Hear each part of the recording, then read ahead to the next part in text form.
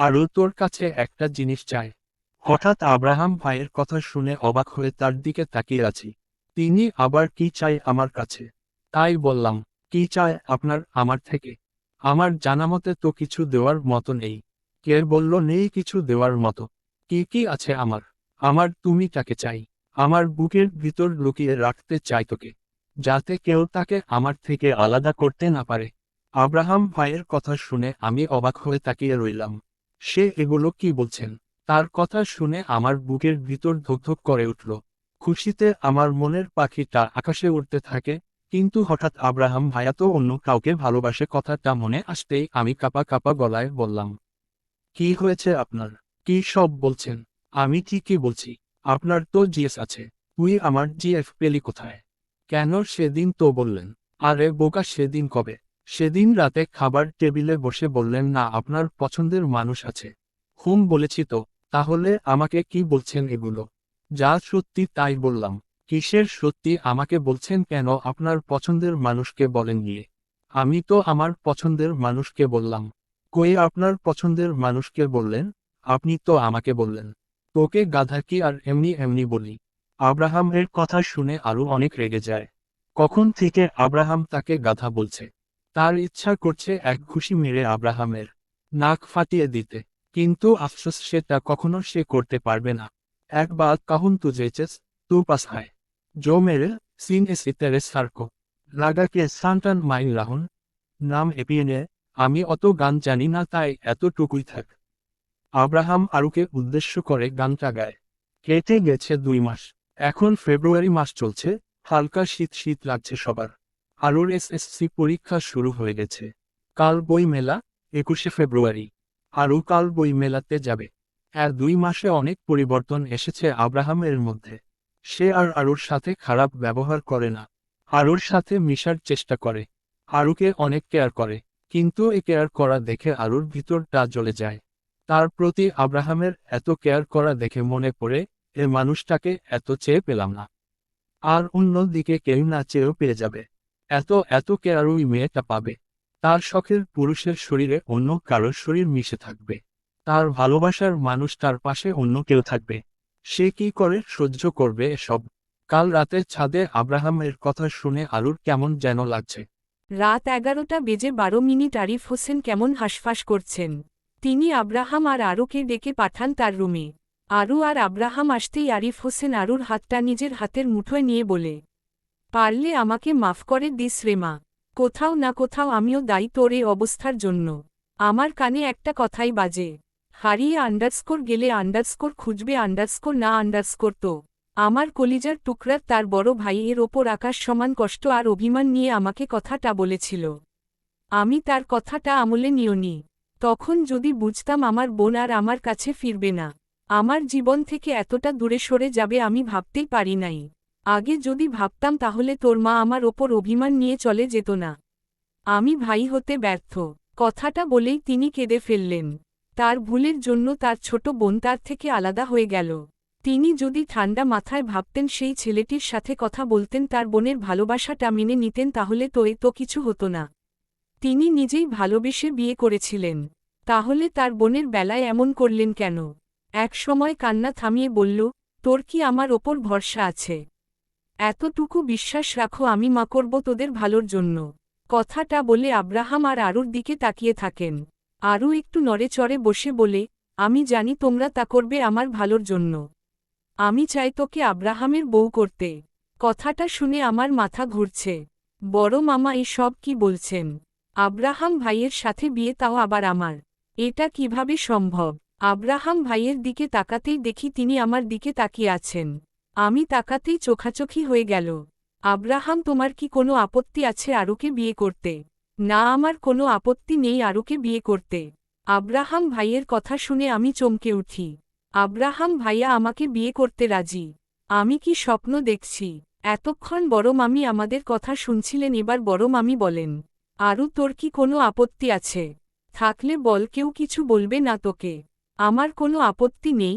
তোমরা যখন আমার ভালোর জন্য বিয়ে দিতে চাচ্ছে, এতে আমার কোনো আপত্তি নেই। আরুর কথা শুনে আব্রাহাম বলে উঠে, বিয়ে আজ এক্ষুনি হবে। কথাটা শুনে আমি চমকে যাই, এখন বিয়ে, তাও এত রাতে? আরিফ হোসেন বলেন, এত রাতে বিয়ে করবা কাজী কোথায় পাবা? আরিফ হোসেন কথা শুনে আব্রাহাম মুচকি হেসে বলল, সব ঠিক করে রাখা আছে, তুমি শুধু পারমিশন দাও। আব্রাহামের মা আব্রাহামকে বলে, ওকে তুই কাজী নিয়ে আয়। কথাটা শেষ হওয়ার আগেই কাজী আর নীরব আফিফেরা রুমে প্রবেশ করে। এদের দেখে আমি চমকে যাই, মনে হচ্ছে আমি সব দেখছি মনে হচ্ছে। কি করে এভাবে? কি দেখছিস আব্রাহাম? আপনাকে? আরু? আমাকে দেখার কি আছে আব্রাহাম? আপনি কেন আমাকে বিয়ে করলেন আরু? আমার ইচ্ছা তাই বিয়ে করেছি আব্রাহাম। কিন্তু আপনি তো অন্য কাউকে ভালোবাসেন। তাহলে আমাকে কেন বিয়ে করলেন? আমার প্রতি দয়া দেখিয়ে আমাকে বিয়ে করলেন। আরু? আব্রাহামের মেজাজ খারাপ হয়ে গেল। এ মেয়েটা তার ফালতু কথা শুনে। এ মেয়েকে কিভাবে বুঝাবো আমি তাকে কতটা চাই? ভুল তো আমারই, আর আমাকেই শুধরাতে হবে। আরুর সামনে গিয়ে তাকে বললাম, শুনেছি বিয়ের রাতে বউ ঘোমটা দিয়ে বসে থাকে আর বর এলে তাকে সালাম দেয়। আর তুই? তাই তো, আমি তো তাকে সালাম দিইনি, তাড়াতাড়ি করে সালাম দিলাম, আসসালামু আলাইকুম। ওয়ালাইকুম সালাম। বলেন না আপনি কেন আপনার পছন্দের মানুষকে বিয়ে না করে আমাকে বিয়ে করলেন? কে বলল আমি আমার পছন্দের মানুষকে বিয়ে করিনি? তার মানে আপনি এর আগেও বিয়ে করেছেন? তাহলে আমার দিবেনটা কেন নষ্ট করলেন? কাপা কাপা কণ্ঠে বলে উঠলাম, আমার ভিতরটা জ্বলে যাচ্ছে। কে সে নারী?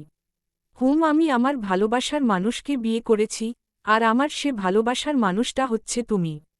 আমি অবাক হয়ে তাকিয়ে রইলাম ওনার দিকে। কি বললেন তিনি? আমি তার পছন্দের মানুষ, আমি তার ভালোবাসার মানুষটি? সত্যি বলছে নাকি মিথ্যা? সত্যি বলছেন নাকি মজা করছেন? তোর কি মনে হয় আমি মিথ্যা কথা বলছি? আমি এক দৃষ্টিতে তাকিয়ে আছি ওনার দিকে। মানুষটা এত সুন্দর কেন? কালো রঙের শার্ট আর ছাই কালারের ট্রাউজার পরে আছে। মানুষটা তাই পরে তাকে তাতেই সুন্দর লাগে। আমার দেখা পৃথিবীতে সবচেয়ে সুদর্শন পুরুষটা হলো আব্রাহাম ভাইয়া। আমাকে এভাবে তার দিকে তাকিয়ে থাকতে দেখে সে বলল, আর কত চোখ দিয়ে গিলে খাবি? তার কথা শুনে আমি হকচকিয়ে গেলাম। বললাম, কি বলছেন? তুই কি দিন দিন বইরা হয়ে যাচ্ছিস নাকি? আমি বইরা হতে কেন যাব আব্রাহাম ভাইয়া? কি বললি তুই? এবার আপনি কি বইরা হচ্ছেন নাকি? থাপ্পড় দিয়ে গাল ফাটিয়ে দিব।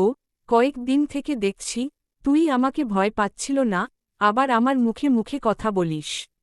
আপনি বাগনা ভাল্লুক যে ভয় পাব, মনে মনে ঠিকই ভয় পাচ্ছি তাকে। তাই নাকি? হুম্মাম। আব্রাহাম এক দৃষ্টিতে আরুকে দেখছে। এই তো পিচ্ছি আরও এ বাড়িতে আসলো। আসার কিছু দিন পর আমার স্কুল ড্রেসে সে সর্দি মুছে। তারপর থেকে তাকে দেখলেই আমার মেজাজ গরম হতো। খেতে বসে আগে আম্মু আমাকে খাইয়ে দিত। আরু আসার পর থেকে তাকেই খাইয়ে দিত।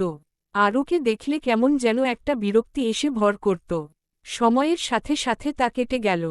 ছোট্ট আরুও বড় হতে থাকল। আরুকে দেখলে তার নিজেকে কেমন যেন একটা অনুভূতি হয়।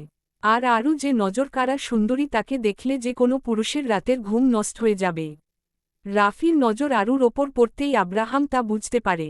সে তার জন্য আরুকে শপিং মলে নিয়ে যেতে রাজি হয়নি। একটা ছেলে হয়ে আরেকটা ছেলের চোখের ভাষা খুব ভালো করে বুঝতে পারে, তেমন আব্রাহামও বুঝতে পেরেছিল রাফির নজর ঠিক না। তাই আরুকে নুসরাতের এঙ্গেজমেন্ট পার্টিতে যেতে নিষেধ করেছিল, কিন্তু সে আব্রাহামের কথা না শুনে বরং আরও সেজে পার্টিতে। তাই সব ছেলের নজর আরুর ওপর। আব্রাহামের মাথা গরম হয়ে যায় এই সব দেখে। তার মধ্যে কয়েকজন ছেলের কথা শুনে আব্রাহামের মাথা আরও গরম হয়ে যায়। কয়েকজন ছেলে নিজেদের মধ্যে বলাবলি করছে, দেখ ভাই সামনে একটা, সে তারা চিহ্ন সীমা তারা চিহ্ন ল।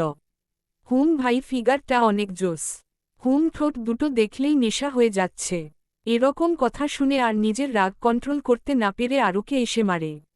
আর বৃষ্টির সময় জানালা দিয়ে হাত বের করে গান গাইছিল আরু, আর পাশের বিল্ডিং এর একটা ছেলে আরুকে দেখছিল। আরু যখন গান গাইছিল তখন বেলকুনি থেকে আব্রাহাম পুরো গানটা আব্রাহাম শুনে হঠাৎ খেয়াল করে সামনের বিল্ডিং এর একটা ছেলে আরুর দিকে তাকিয়ে আছে। এটা দেখে তার অনেক রাগ উঠে। সে আরুর রুমে গিয়ে আরুকে অনেক কথা শুনাই। আরু, একবার শাড়ি পারবি? এখন রাত 2:30 বাজে, এখন শাড়ি পরব। এখন। আরু শাড়ি পরে যখন আব্রাহামের সামনে আসে, আব্রাহাম মুগ্ধ চোখে দেখে আরুকে। ভাবে কি দেখছেন আপনি? আরু, তোকে দেখছি আব্রাহাম। কেন আরু? ভালোবাসি আব্রাহাম। আব্রাহামের কথা শুনে অবাক হয়ে যায় আরু। আব্রাহাম নিজের মুখে স্বীকার করল তাকে ভালোবাসে।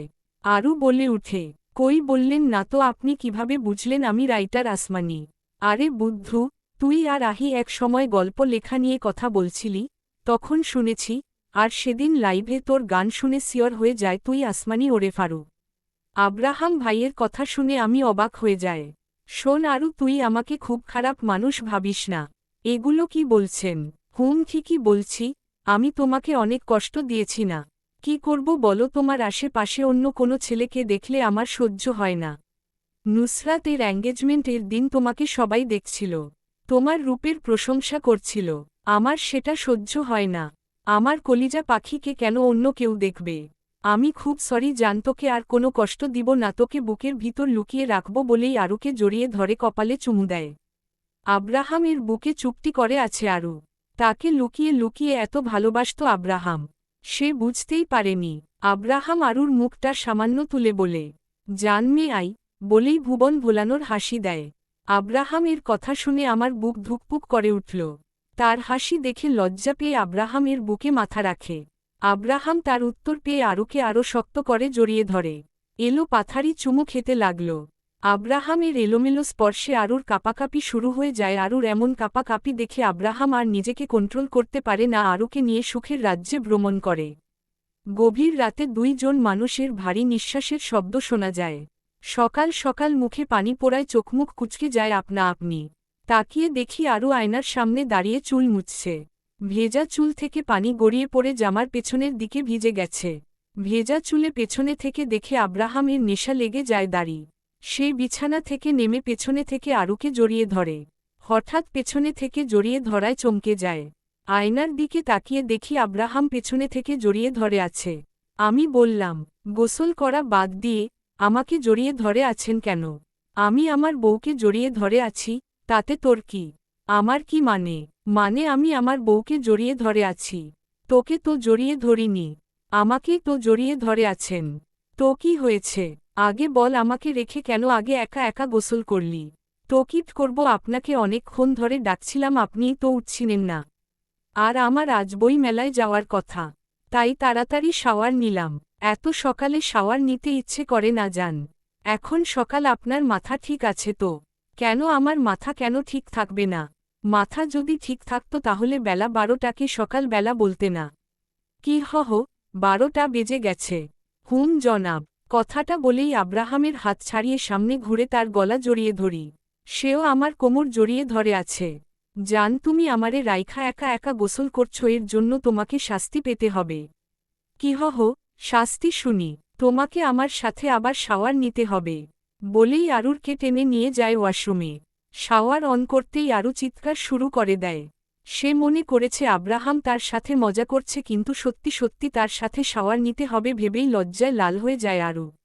আরুকে লজ্জা পেতে দেখে আব্রাহাম আরুকে জড়িয়ে ধরে কানের কাছে মুখ লাগিয়ে ফিসফিস করে বলে, কাল রাতে এত কিছু করলাম লজ্জা ভাঙ্গানোর জন্য, এখন দেখি আমার জানের লজ্জা এখনও যায়নি।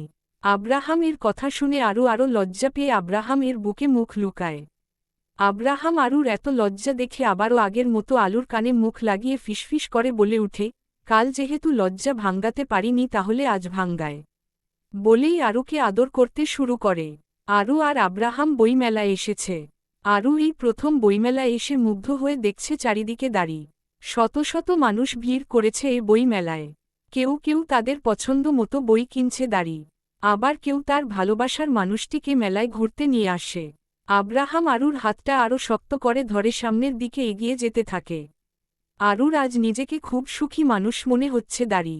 তার আগে ইচ্ছা হতো আব্রাহামের সাথে মেলায় ঘুরতে যেতে, আজ তা পূরণ হল। নিজের বরাদ্দকৃত দোকানে গিয়ে দাঁড়াতেই সে চমকে যায় দাঁড়ি। তার লেখা বই কেনার জন্য লাইন দিয়ে সব দাঁড়িয়ে আছে দাঁড়ি। হঠাৎ পেছনে থেকে কেউ একজন আরুর চোখ চেপে ধরে। আরু প্রথমে ভয় পেয়ে যায়, পরে বুঝতে পারে এটা আর কেউ নয় আহি।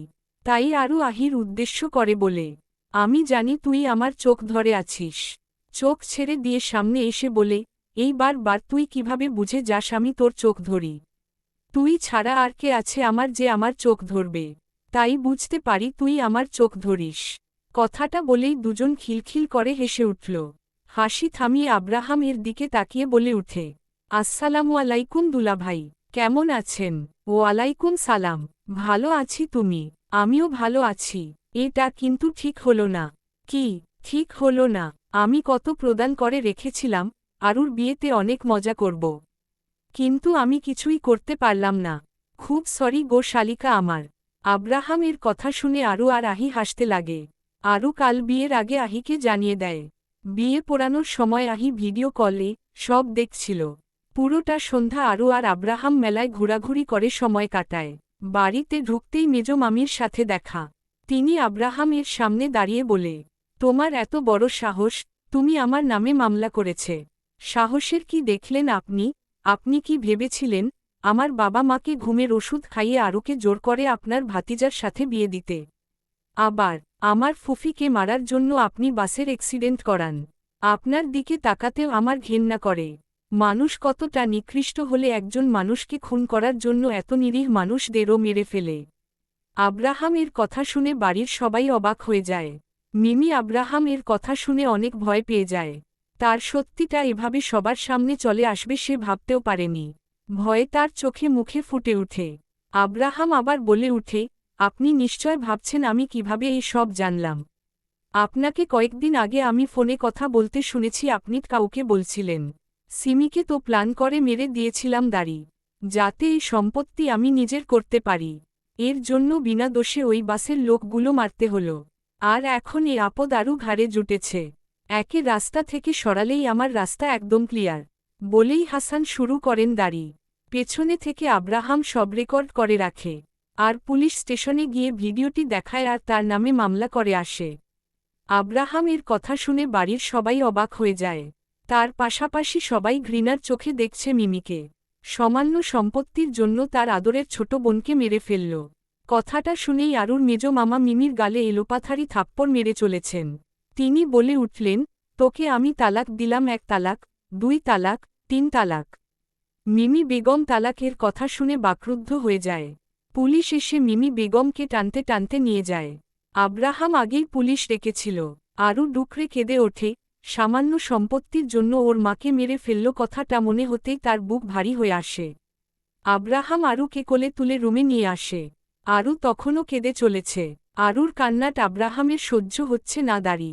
সে আরুকে জড়িয়ে ধরে ঘাড়ে এলোপাথারি চুমু খেতে শুরু করে। আব্রাহামের কাণ্ডে অটোমেটিক আরুর কান্না অফ হয়ে যায়। আব্রাহাম আরুর কানের কাছে মুখ নিয়ে বলে, ওহে কন্যা, তোমার কাজল কালো চোখে কান্না মানায় না দাঁড়ি। আরু আর শক্ত করে জড়িয়ে ধরে আব্রাহামকে যেন ছেড়ে দিলে হারিয়ে যাবে। এদিকে আব্রাহাম আরুকে পাজাকোলে তুলে বিছানায় শুয়ে দেয়। ড্রিম লাইট জ্বালিয়ে দেয় দাঁড়ি। বক্সে লো ভয়ে যে একটা গান বাজছে। গানের আওয়াজের পাশাপাশি দুজন মানুষের ভারী নিঃশ্বাসের সাক্ষী ঘোরের প্রতিটা দেওয়াল। এভাবেই তারা সুখে থাকুক। সমাপ্ত।